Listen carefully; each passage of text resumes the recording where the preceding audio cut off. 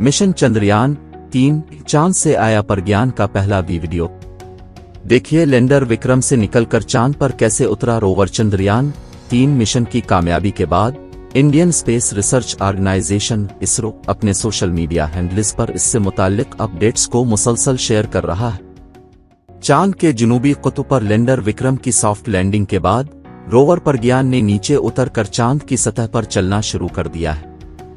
इसी वक्त lander Vikram rover प्रज्ञान की हर हरकत को पकड़ रहा है। वो चंद्रयान-3 से भी राब्ते में है, जो इस वक्त चांद के गिर्द चक्कर लगा रहा है।